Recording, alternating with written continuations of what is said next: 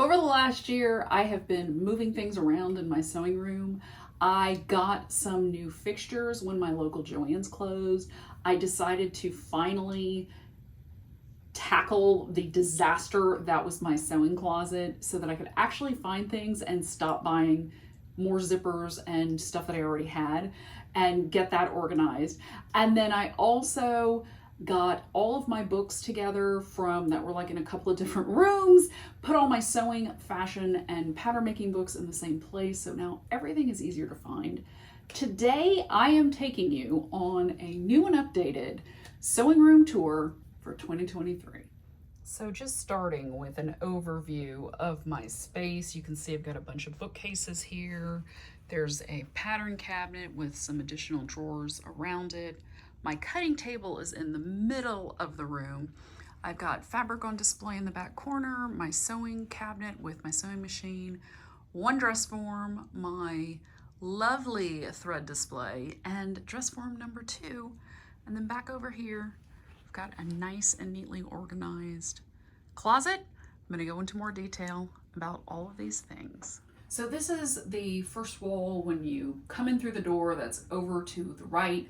And I had this big bookcase here before, but most of my books were kind of spread around the house. I have a tendency to collect fashion books from exhibits and from various designers. And then I have a bunch of pattern making books. Some are from college, some are that I've just picked up along the way. And then I also have, illustration books, history of textile books, all that kind of good stuff. And I thought it was about time that everything came to live in the same place so that way I can find it a lot easier.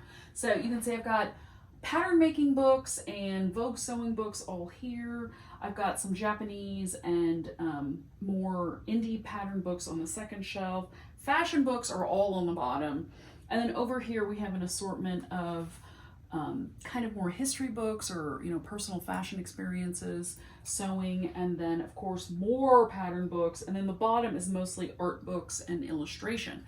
So I love books, and having them here is just, it makes me happy to have books around. I'm one of those book people, but it's also super easy because I kind of have all my Japanese books here. I have all my, here's my Gertie book and my Tilly and the Buttons book and those kind of books that are all just kind of here together. I've got a lot of reference books because you never know when you're going to need to remember how to do something. And then I've also got these cute little tchotchkes and things. This is one of my most recent acquisitions. It's like an oyster shell, and it has a little girl, that's me with my purple hair, sitting on a stack of fabric sewing. My hairdresser made this for me and just gave it to me earlier in the week. So that's my latest. I also have some little woolly sheep, some cotton that I actually pulled off of a plant in a field here, and then just generally fun little things that remind me of sewing. One thing I want to share with you guys, which is very heavy. When I was up in North Texas camping, I went to an antique shop and they had these old school like irons. So in theory, a handle would go in here so you could use this. This is probably about 8 pounds to do laundry, to pressure laundry while it's still wet. You heat this in the fire, and I've got a couple of these because I thought they were so cool, and they were like $8 and $10, and I was like, I can't walk away from these, but they're down here in the corner so I don't accidentally jam my toe on them. My boyfriend's grandma had one, which is up here, which is kind of the more modern version because the handle's actually attached, so I keep that on its side so it doesn't fall off. But that is this side of the room. In this is it uses a desk. I sit at this in the mornings and write morning pages and do devotionals and that kind of stuff. But inside is something very special that I want to share with you today. So this desk is actually a sewing machine cabinet. Now I can't actually open it because I'd have to angle everything, but I just want to show y'all this fantastically cool domestic sewing machine. This cabinet belonged to a lady named Mrs. Henchy in Sulphur, Louisiana. My friend's mom got it after she passed away, and it sat in her house for a very long time, and she was going to throw it away until he saved it and brought it to me. So I'm very thankful that You know, my friends know I love sewing and sewing machines, and they give me these kind of things because this is a beautiful machine. This is all silver plate on it, which is like really, really cool. I do need to fix the cabinet because it's very worn. Mrs. Henchy used her machine a lot, and it, you know, there's stains and scuffs and things all on the top of it, as you can see.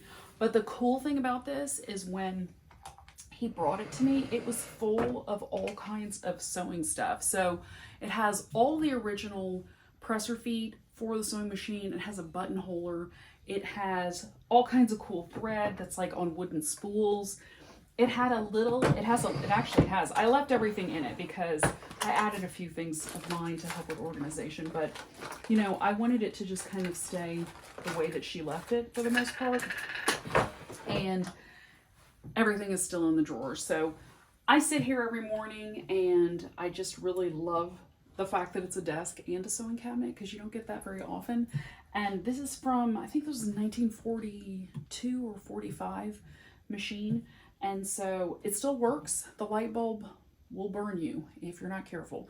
But yeah, I need to probably get it back in service a little bit, but I just wanted to share that with y'all because it's super cool and I haven't shown y'all in any of my other videos. So this is one of those things that I have wanted forever and ever and didn't think I'd ever be able to have, like one of these really cool pattern cabinets. This is an official Simplicity pattern cabinet made out of steel that used to be in my local Joann's until they moved and put all the fixtures on sale. Now, it was actually originally like this beigey cream color that was super ugly and did not match my generally white fixture room. So my very sweet boyfriend bought the proper paint and painted it all for me so it would look pretty and white and, you know, match everything else in my room. Now, the funny thing is, I was actually out of town when these went on sale, and my sister called me and was like, the pattern cabinets are on sale, do you want one? And I was like, yes. And so she, you know, put down the deposit, paid for it, and then I picked it up later. But I really just, you know, it's perfect. So Simplicity patterns fit perfectly because obviously it is made for them. I didn't think I would get close to filling this thing up for quite a while, but here we are. It's about a year later and it's about half full. McCall's patterns do not fit so well. Some of them I can get to go in sideways, but if they're a little bit bigger, they won't. You kind of have to like wedge them in. So not horrible, but you know, not perfect. The big patterns that really do not work are these big Vogue patterns, but the Vogue cabinets sold first, and then the other pattern cabinets were still available. So I love being able to just go through my drawer. I kind of have them by pattern category. So McCall's is down here. I have my indie patterns in the middle. There are some new look patterns and Buttericks on the very, very end. And this drawer is kind of patterns that I've traced off, and then some vintage patterns that I got from Grandma recently. And then the very bottom is all of my Vogue patterns because they take up a lot more space because I have to lie them all on their sides. But the very easy Vogue, these little ones, they do fit. So that was pretty cool too. And I have not come up with a system to organize them specifically. I just kind of flip through and look at whatever I want. I kind of have them categorized by each different item. So, you know, the jackets are together, dresses are together, skirts are together. But other than that, like numerically, it just seems like a lot of work to have to go through and put all the numbers in order. So I'm probably not going to do that. But I obviously have more patterns that I got from my friend Paul's mom. They're all in the garage. I might start incorporating some of those in, at least the ones that I want to keep. So we shall see. But if you've been to one of the new Joann's, you may have noticed that the pattern cabinets are all made out of particle board and basically falling apart. So I don't know why they chose to get rid of these really heavy duty metal cabinets, but it was my luck that they did. Just panning around this section of the room, I do love concerts, and you know, these posters were super colorful, so I decided to use them to decorate my room. These are just some pictures of my friends and family. This is the one that I took with me and Aunt Pat and Grandma when Aunt Pat visited for Grandma's birthday. So that was actually on her birthday after we were out. And you may have noticed that I have quite a collection of buttons and jars. I love buttons and jars. They make me happy. My mom and Grandma both used to use these old, I think these were called spice jars back in the day. And they always put buttons in them. So I kind of just grew up, you know, looking at them and shaking. And you can play that guessing game of how many buttons are in this jar. I have this compulsion to put buttons in jars. The other thing I like to put buttons in are tins. It was full of buttons. Look at these buttons. They're on cards, and that makes me happy. I love it when you can get like a whole set or just an assortment of buttons on cards. And then once you pull everything out, there's a whole bunch of these. So that was a total win.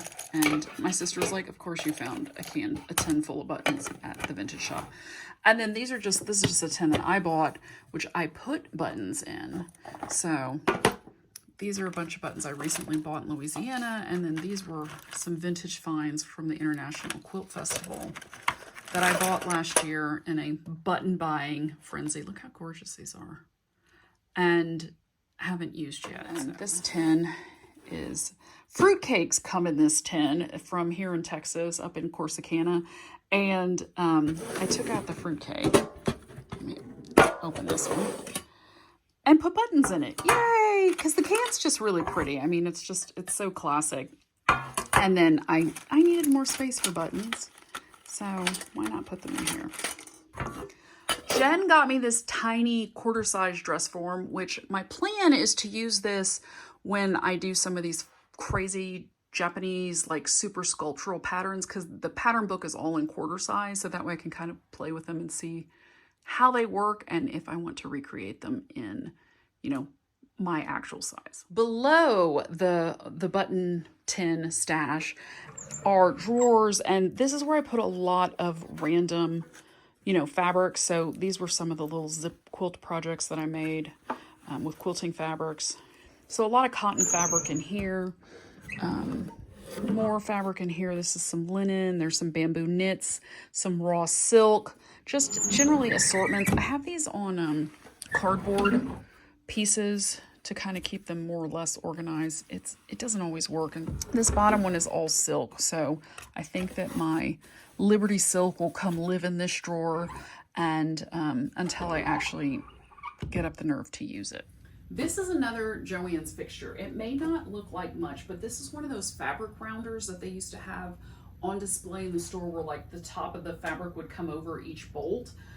And I got this when my store closed. Now, these were super cheap. These were $25. The pattern cabinet was $60, so that was kind of the priciest fixture that I bought.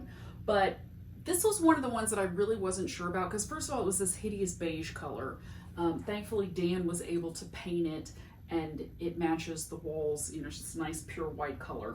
So that helped, number one. And then number two, while I was standing there with my sister trying to decide if I wanted to buy this thing, because, you know, I didn't have any bolts for, you know, fabric to display it with, one of the employees walked by carrying a huge stack of empty bolts.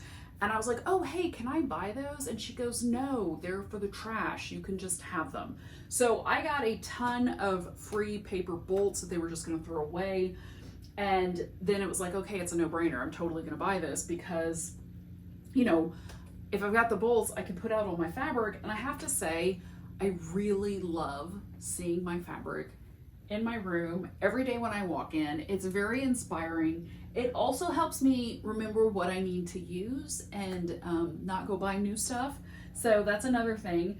I do need to measure all my fabric and then like put a little note on top of the bolt because I'm not great at buying the right length of fabric when I don't have a project in mind. And, you know, a lot of this falls into that category. So that's one thing I need to do at some point, but I just think it's super pretty. And then now when I go to a fabric store, if, you know, it's one of the little smaller fabric stores, then if I do buy the end of the bolt, like these two, I bought what was left on the bolt. I was like, hey, can I just have the bolt? And usually they're like, sure, no problem. Because they're just going to throw it in the trash anyway. So if you are ever fortunate to find one of these, buy it, repaint it, get some bolts, and display your fabric, because it makes me so happy. I mean, you can see how happy I am. I'm smiling. But I don't know, I just love seeing it. And I love my fabrics. I mean, like, I'm a big color person despite wearing a black t-shirt with jeans. I love colorful clothes and colorful fabric, and I don't know, it just makes me so happy. So let me know what you think. This is just a regular sewing cabinet. I think it's an Arrow sewing cabinet. I've tried to find it and I just can't find it anymore, but there is another little cabinet under there. My serger is inside, down in there. And there's a little drawer up here where I keep all my manuals and other random things. This will all slide out, and then it can make an L shape, which is pretty cool. And, I have a real serious sewing station when I want.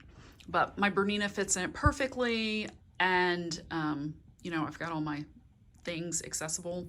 On the back wall, I like putting up cork boards. I like being able to just change things out.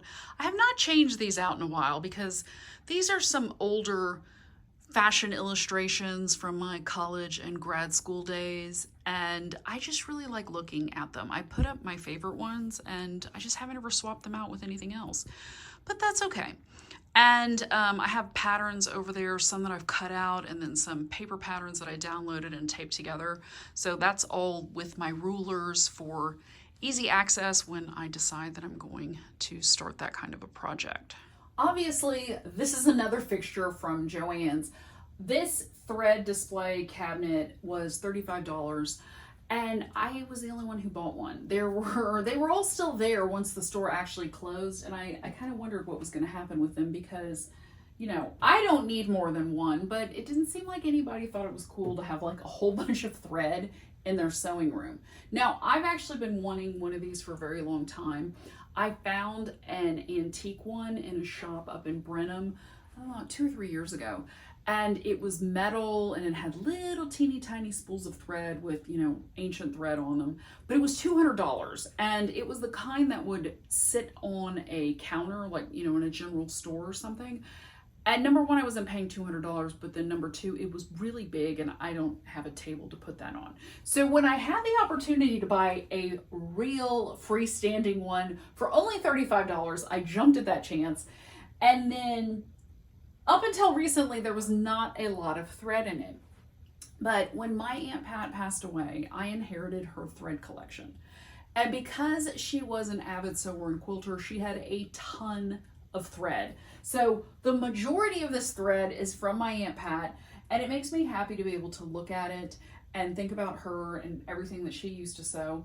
But then because, she quilted and she'd be looking for very specific colors, all of her thread was super organized. So it was all in individual bags by color, which made it really easy to put into my thread cabinet. So almost this whole roll of pink is Aunt Pat, the blue row, the green row, this brown row, almost all entirely from her. There were some smaller spools in there that I'm still trying to figure out how to get these little guys to stay, because if you touch them, they all fall out. But I'll figure that out, and then I'll add some more thread. And then there were also some really cool wooden spools of thread, which are too big to fit into these little holders. But I'll do something with them later. Maybe they'll go live with Mrs. Henchy's wooden thread spools and her sewing machine cabinet, but we'll see. And yeah, so I just thought this was really cool. I really like it. I'm glad that I was able to get extra thread. It's all polyester, so that means it's probably pretty much still good. Thankfully, she did not have a lot of cotton thread. If you don't know, polyester lasts forever, kind of like diamonds. And cotton does not. It'll start, if it's been on a spool for a long time, it'll start breaking. So you don't ever want to sew with old cotton thread. But also cotton thread is more susceptible to shrinking when it's washed, whereas polyester pretty much stays the same. You just have to watch out for, melting it with a hot iron while you're sewing and pressing seams. So just something to keep in mind. Down here at the bottom is a big drawer. It actually came with a whole bunch of these little plastic rows that fit back in here. So I can add some in if I need to move them around, if I have smaller spools or bigger spools. So that was very helpful. for the most part, I just have some random picture frames stored down there. But, you know, I thought this was super cool. And it looks really neat in my videos. That's the other thing I like. You know, it's like, it looks very professional. And now that it's got all this thread in it, like, it just makes me happy that, like, I have a little piece of my Ant Pad in my sewing room, you know, with me. This is the other recent addition that I got from my Aunt Pat. Now, Aunt Pat actually gave this to me when she came to visit for Grandma's birthday back in March, but it wasn't until I went to visit her in the hospital in early August that I actually picked it up. She was very insistent that I got it. She's like, you go over to my house and you take that with you. And so I did, and it is now part of my sewing room. Now, as you can see, I do have a proper, you know, draping dress form that is more or less padded out to my slightly smaller size than I am right now. The thing that I'm looking forward to about using this dress form is that it is fully adjustable, so I can get it to fit my current body size, whereas that one's kind of at max padding and it's still a little tiny bit too small. So if you buy a dress form, make sure it fits your current measurements and not your lofty ideal goal measurements that you can never get back to. So my lesson was learned. I will eventually get down to the padded out size, but for now I have this adjustable dress form, which is actually really cool. You can adjust the height, you can adjust where the shoulder is, and then you can adjust the bust, waist, and hips with all these little dials.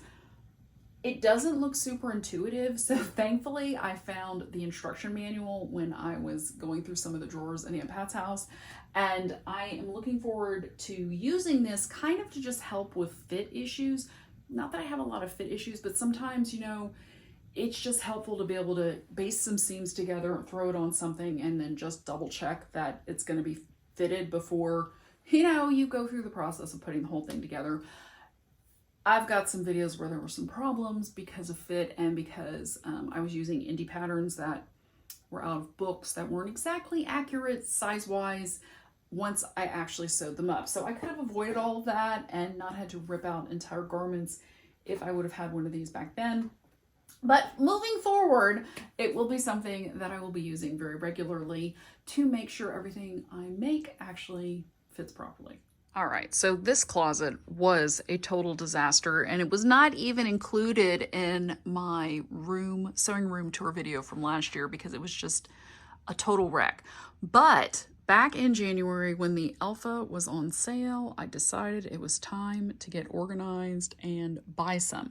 So this room used to be my sister's when she lived with me, and she bought this set of Alpha. So this has always been in here, but I decided it was time to get some of these longer shelves and another small set for over here in the corner and get things organized. Now, this first shelving unit here houses my sewing machines. This is one that I inherited from Aunt Pat. It needs some work. I'm not sure what's going on here, but we will figure it out. Thankfully, Dan is good at those kinds of things. This is a Rocketeer Singer Slant-O-Matic in this box. Another inherited object from Aunt Pat. This is a serger that needs to be serviced. This is Grandma's Singer Featherweight that also needs to be brought up to speed.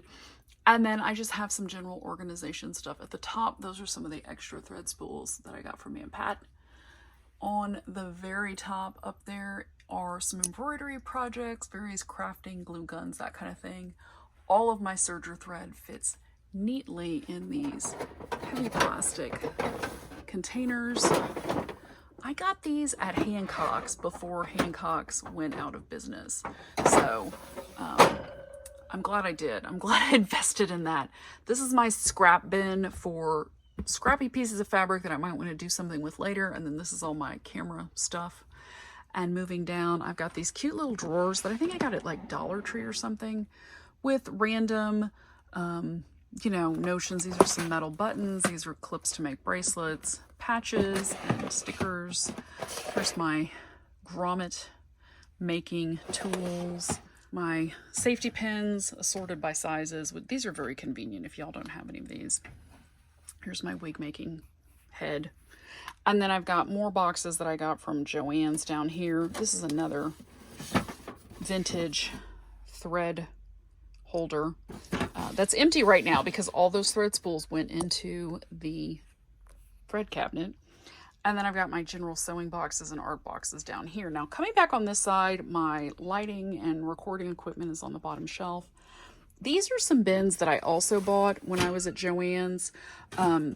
In theory, when I'm working on multiple projects, what I do is take them out of here and then I put each project in its own bin. These come apart and I can stay organized when I'm working on a bunch of different things. But for now, they live here. I've got fabric in these bins. These are all knits. These are some quilting fabrics that I need to work on. And then moving up, I have a bunch of vintage pattern boxes. These are all from Hancock's. Rest in peace, Hancock's. And they're all full of patterns. And you can see they're kind of organized by subject. Up on this next shelf, I have zippers and trims, elastic, extra serger thread. There's some glue and paint in that bottom one. And then up at the very top, there's like paper crafting stuff and, you know, old illustrations, things like that. So I have a nice little hooks here to hang my bags for when I go shopping. And you may be wondering, like, why is part of this closet empty? Well, the access to my shower in the master bath is right there. And there's the lower access, but then my room gets real humid and I need to have a dehumidifier. So he lives there.